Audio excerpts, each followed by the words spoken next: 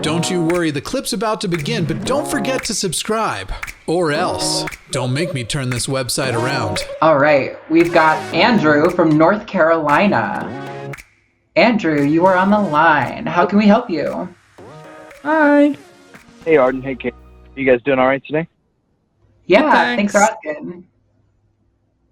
What's your question? I had messaged Katy on Twitter earlier because I have some questions regarding trans issues and because I grew up in the South and I'm really ignorant to a lot of the issues that trans people go through, and on the internet I just find that I'm pointed in every wrong direction. Yeah. So I wanted to I kind of wanted and I don't know any trans people around me, so I figured this is a good way to get some insight. One of my things that I had a question about, and I know I was listening to Katy on the Atheist Experience, and I know she had gone on a rant about trans people in sports, and I by the way, I really loved you on that show, by the way. Thank you. And then, absolutely. And so I'm conflicted when it comes to with trans people in sports, because I want trans people to be able to play in the with the gender that they identify as, right? But I know that with when specifically male to female, right? Like after puberty, but before their transition, she will, when she was a man. Sorry, I have a hard time with the pronoun. That's right. I think if you just say what you're thinking and the best way to describe it, and if anything's like offensive, whatever, we will just correct you, tell you what the best words are, and move on, because it's better that you just get it out. And we're both ready for this. We've heard it all before, and apologies to our audience in advance, but it's fine because we know that you're calling in good faith, and we can just tell you what the best words are to use in the future. So just go for it. When she used to be a man. Yes. When she used to be he. So after puberty, we know that male bones are denser, and after puberty the body is built to be male, but after transition or during transition, even when this hypothetical trans female is taking hormones, trying to balance themselves out, some of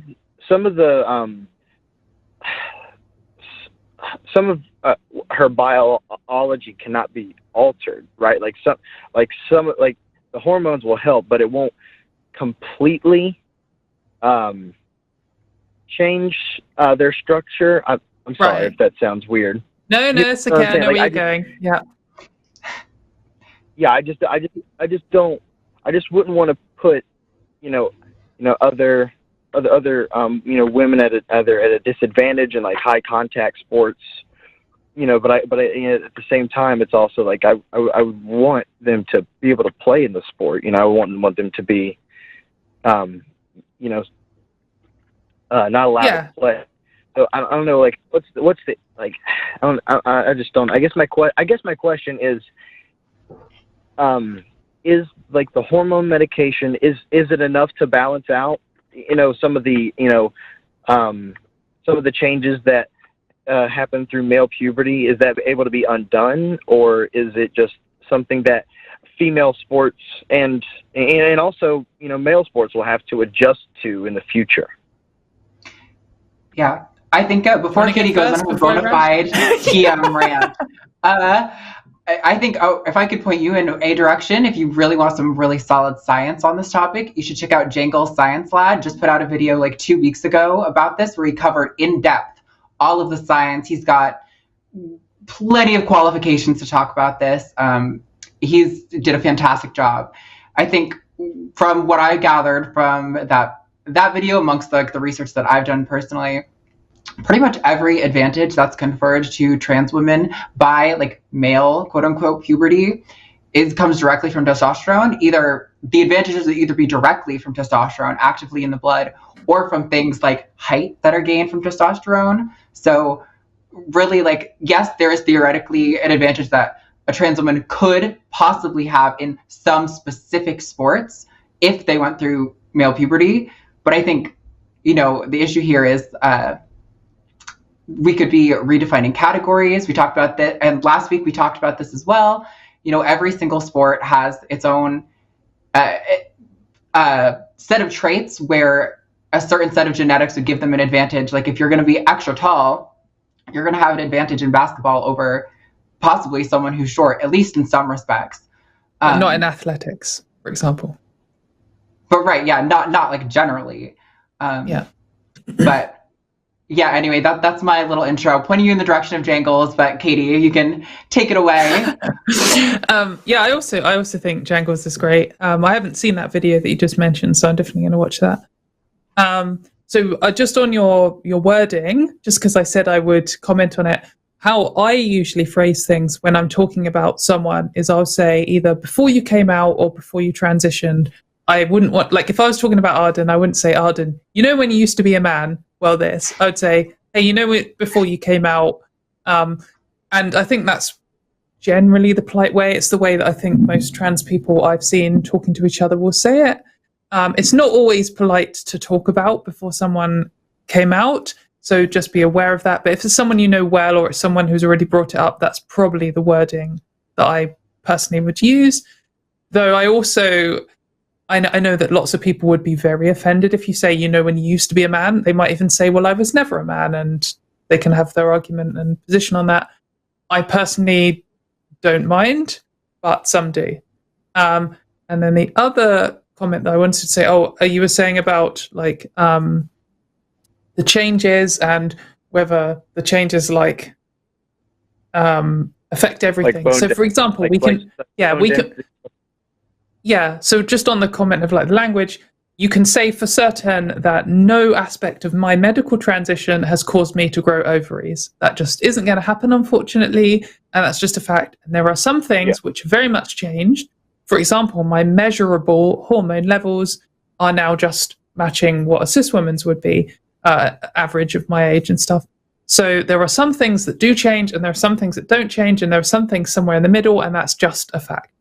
So when it comes to bone density is actually very affected by hormone levels.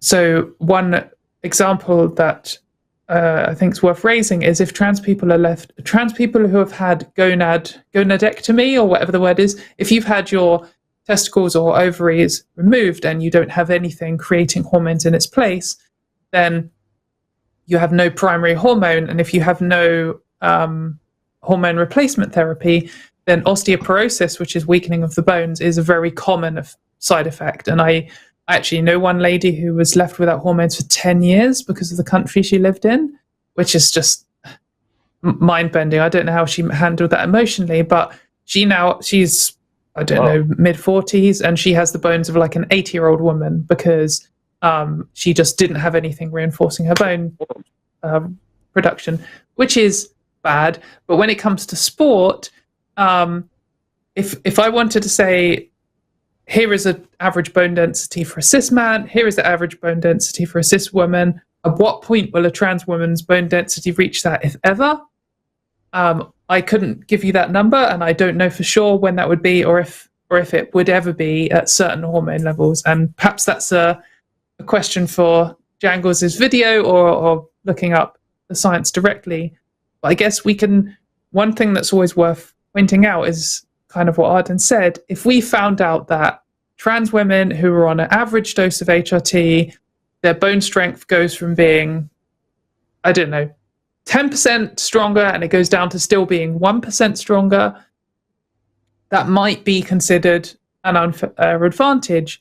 Then we have to factor in all of the other things affected, like your bones were more likely to be longer, and the ratio of your bone strength compared to your bone length might change differently to just your bone strength, because your you're comparing like volume to a length. So one of them, they change at different rates.